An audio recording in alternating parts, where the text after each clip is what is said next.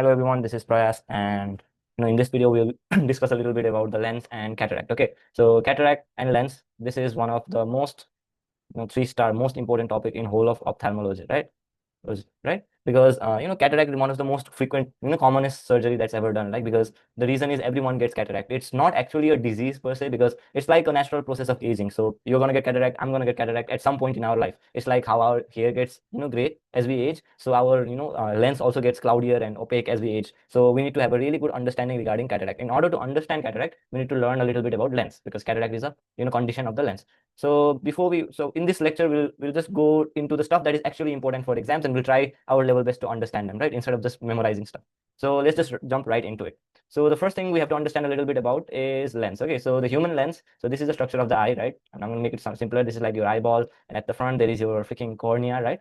And behind the cornea there is this iris muscle, right? Iris muscle that makes up your pupil, and this is your choroid, right? And like at the center of the eye, right? At the center between the two iris muscles, this is your lens. So this is your lens, and this lens is then held in place by this like wire-like things. We call them what? We call the suspensory ligament. That's the basic anatomy that you need to know, right? So whenever there is light coming in, right? So light that is coming in from any object that comes in a parallel way, right? So when it comes in parallel way, this is your retina at the back, right? And the retina is freaking connected to the brain via the optic nerve, right? So to see anything, the light has to be focused on this retina layer, right? So the light that is coming from far away, it is coming in a parallel way, right? So we need to converge this so that it actually gets focused on the retina. Exactly. So this converging thing is done mostly by the lens. A part of it is done by the cornea, the frontmost part. So a little bit, cornea converges a little bit, and then the lens also converges it a little bit more. So that the main function of our human crystalline lens is to converge, right, for vision. So convergence is the main function. So what is the function of the human lens? Convergence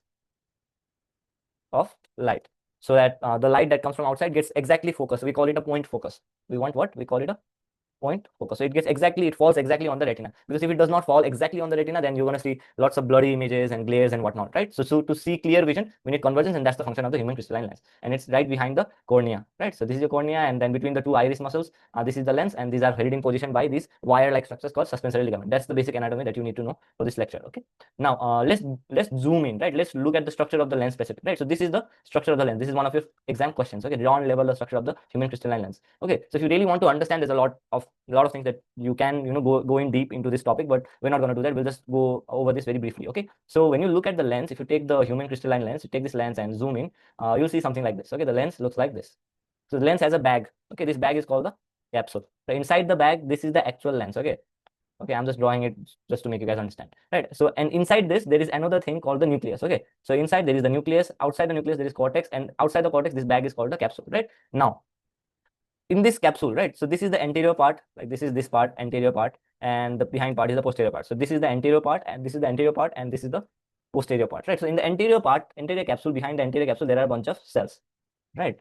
There are a bunch of cells, right? You get the idea. So these we call them epithelial cells. What do we call them? Epithelial cells, right? So these epithelial cells are only present. This is very important. They are only present in the anterior capsule. See, in the posterior capsule there are no cells. So only on the anterior capsule there are a bunch of cells. We call them epithelial cells, and then it has a two poles, right?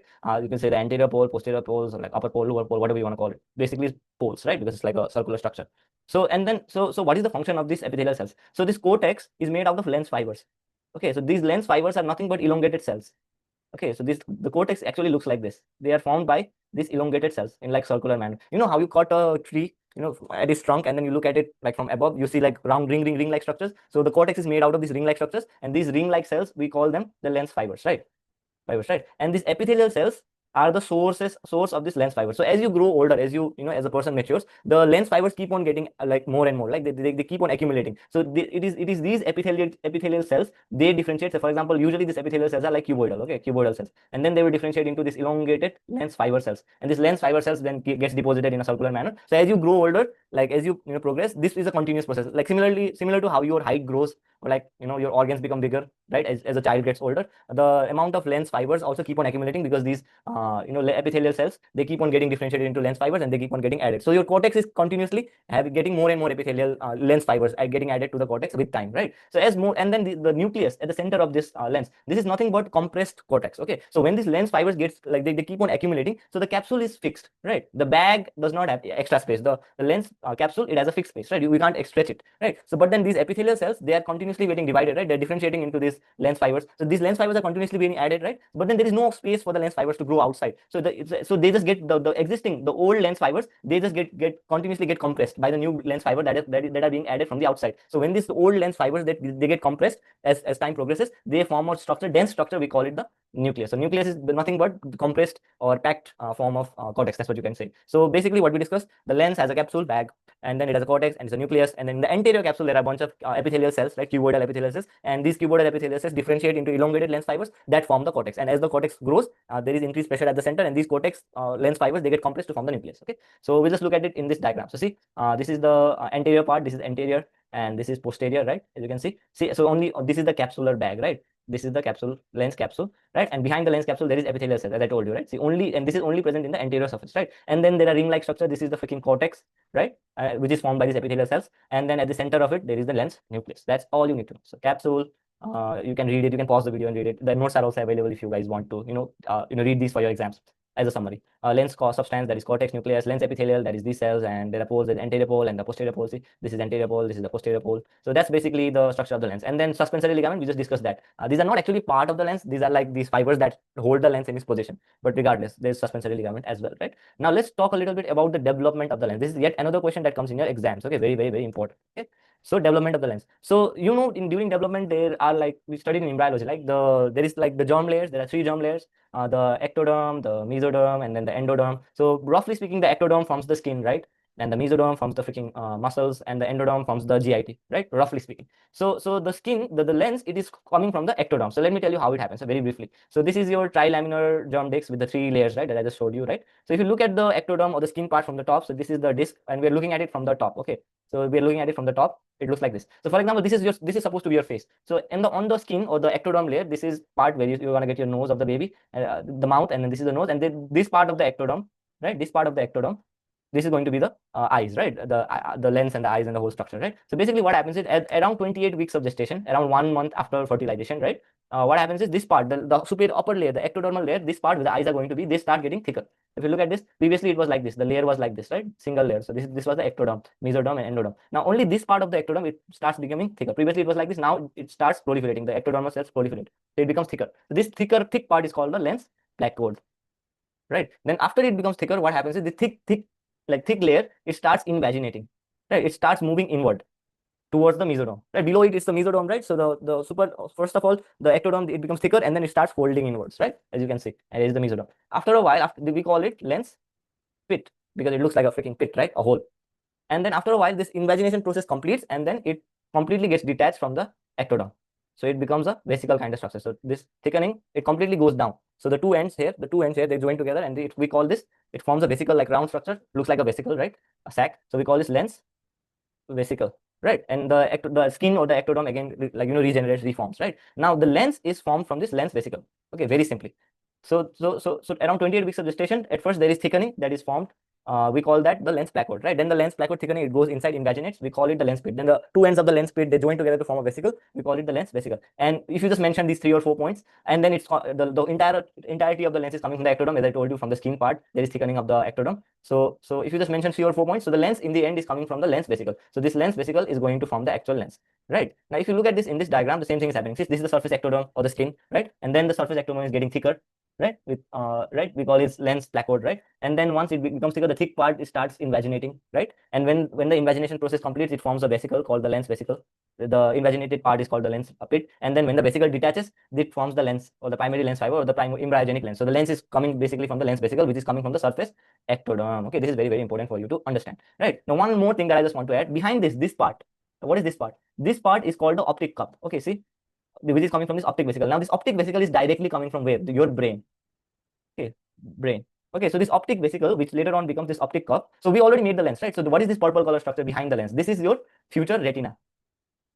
Right, this is very important. So the retina is actually a direct extension of your brain. So you can think of retina as a part of your brain, because as you can see during embryogenesis, this whole retina is directly coming from the brain. So there is a part of the brain just goes downwards to form the retina, this part, and then the lens comes from the skin, and then it's like this attaches. So the retina is already there from that is developed from the brain, and from the space the lens forms, and then it becomes behind, and then the retina and the lens, they join together to form the eye, right? So the retina is coming from the brain. And then there is this connection, right? This connecting part, because I told you it is derived from the brain, so there should be a connection to the brain, right? So this connecting part that connects the optic vesicle to the brain, this will later on become the, as you guessed it, optic nerve, right? So it's kind of beautiful. It makes perfect sense, right? So the optic retina and the optic nerve are direct extensions of the brain, and then the lens is coming from the surface ectoderm, right? Makes sense.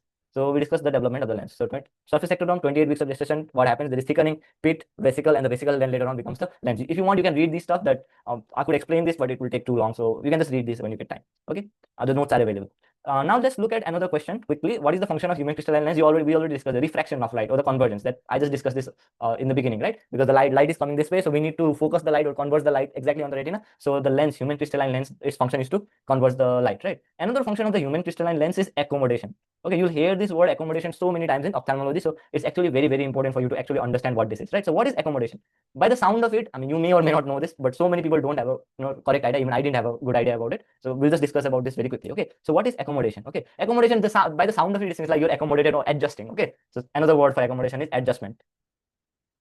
Right, so basically what happens is, to understand accommodation, let's look at two scenarios, right? So if say you're looking at something that is very far away, you're looking at a tree that is like, like 1 kilometer away, right? Or 50, 60, 70 feet away. That's really far away, right? So the light that is coming from the tree, it is going to be parallel. You studied this in grade 11, 12, right? A light from the rays from infinity, something like a structure that is at infinity, the rays are parallel. Okay, so if there is something that is far away, the light that is coming from that object, it is parallel. Okay, but say if you're reading a book, okay, the book is right in front of you. Okay, so if there is a pen or a pen that is far away, this light source, this light is going to be parallel. But if the pen is really close here, right here, right in front of you, then, and this is your eye, right? I don't know, this is your eye, right? Eyeball.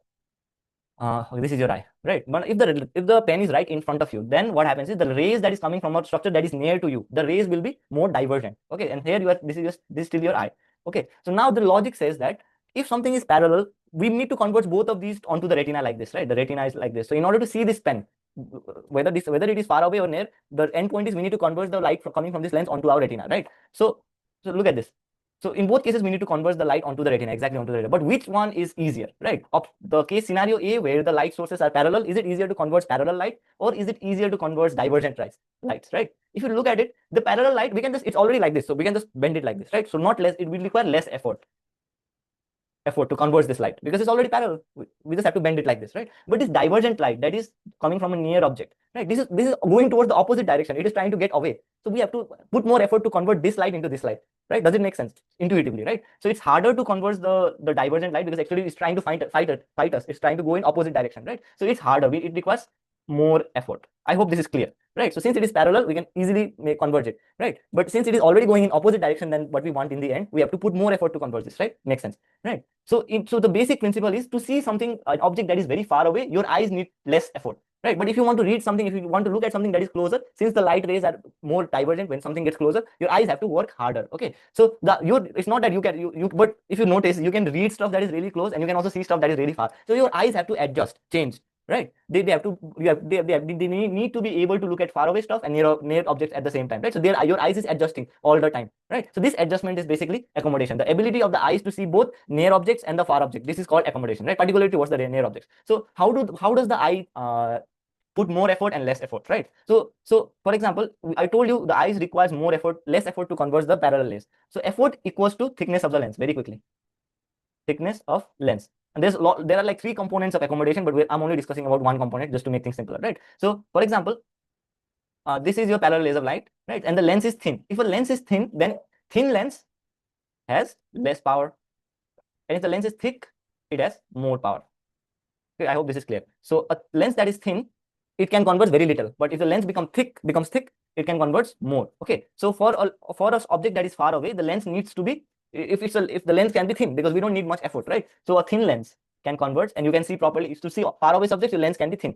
So in case of far vision, your lens is thin because it does not require much effort, right? It's already parallel. But if for this scenario, for scenario B, when the object is near and the light rays are like divergent in opposite direction, the lens has to become thicker. Why thicker? Because we need more power to converge, because the light sources, light rays are divergent. So we need more power. More power means thicker lens. So if you're trying to read something, then you must think that your lens is becoming thicker to look at this nearby object. So when the lens becomes thick, it will then finally be able to converge this exactly onto the retina, right? So in this case, if your lens could not become thick, if it remained thin, then what would happen?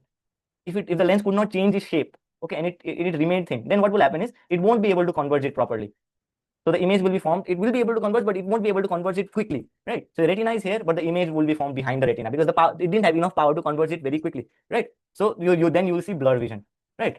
So the bottom line is to look at near objects, your lens has to become thicker, right? And to look at far objects, your lens has to become thinner, right? Because thicker means more power, thinner means less power. So the lens should also have its ability to change its shape for you to be able to read stuff nearby and look at stuff far away. So this ability of the lens is called accommodation. So another feature function of lens is also accommodation, right? Because we saw lens is changing the shape, so the lens should be able to change it. That is another function of the lens. So refraction of light and accommodation. I hope this is clear. Okay.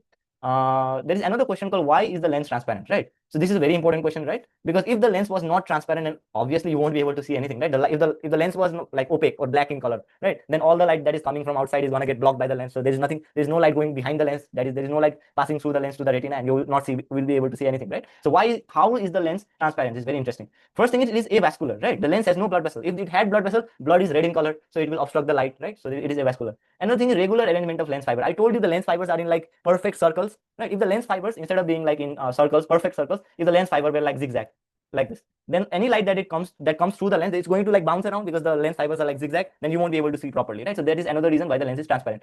Now, another important reason, you can skip this one, is semi-permeable characteristics of the lens capsule. Very, very, very important. Now, this is a very important concept that you need to understand cataract and the complications of cataract surgery. Okay, right? Semi-permeable character of the lens capsule. What do we mean by this? So there is one rule that I want you to understand. Okay, rule, the most important rule.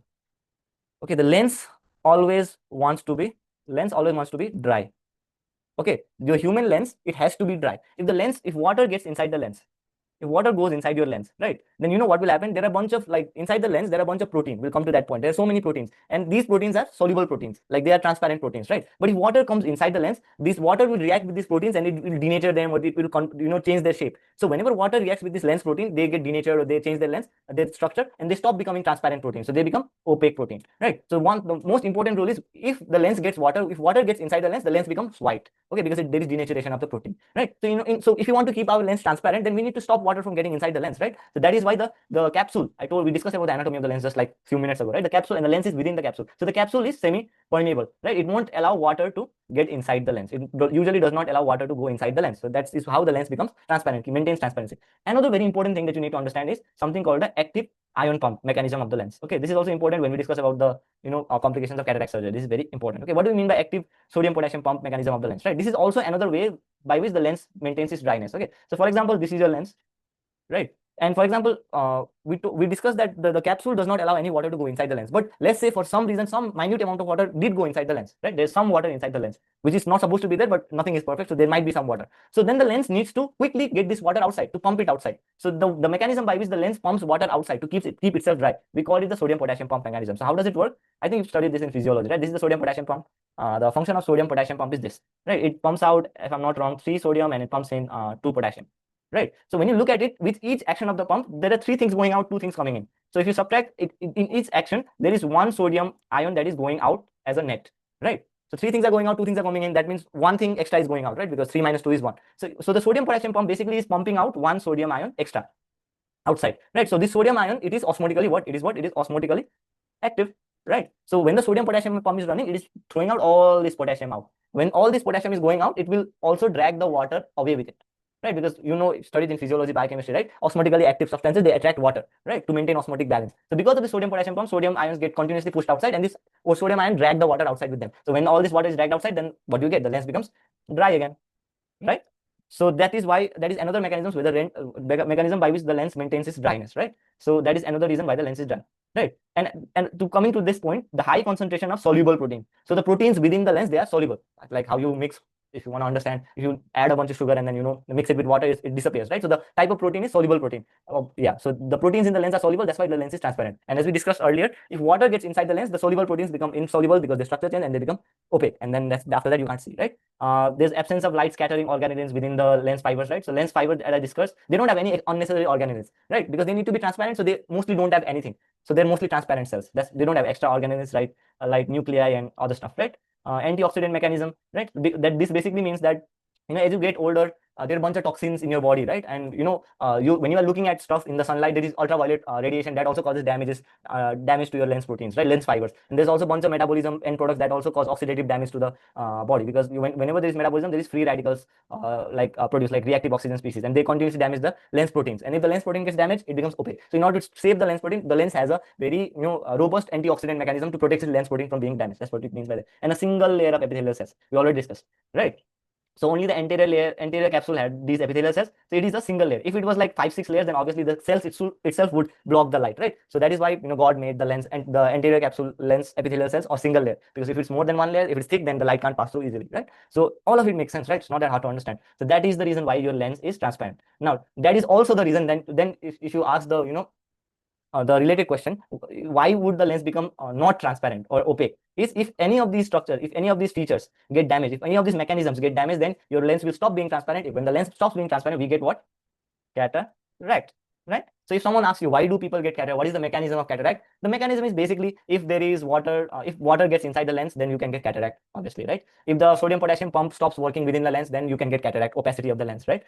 If there is the antioxidant mechanism of the lens is not working, or if there is lots of free radical produced in the body that directly damage the lens fibers, then the lens proteins become denatured, then you get cataract, right? So by understanding this, we can also understand why do people get cataract, right? So as I told you at the beginning of this lecture, right? Is it a lecture, a video, whatever you want to call it, right? In the beginning of this video, I told you cataract is not actually a disease. I mean, it is a disease, but not actually, because everyone gets it, right? If you live up to 120 years old, you're bound to get cataract. Why? Because of this reason, right? The main reason is this auto-oxidation, this thing, right? Because as you grow older, obviously you will do more and more metabolism, because the amount of free radicals produced within your lifetime keeps on getting accumulated, right? So if you're 120 years old, you have 120 years of free radicals that has been produced in your body, right? So over time, these free radicals, they keep on damaging the lens fiber, and at one point, the antioxidant mechanism of the lens, when you get older, it can't keep up with the amount of free radical damage. So as you get older, the antioxidant mechanism, it can't do its job properly. So then after you say 80, 70, 80, 90 years old, the damage cannot be repaired properly. Then when the lens fibers are damaged, as we discussed, they become opaque, right? So as you get older, the antioxidant mechanism can't work properly, its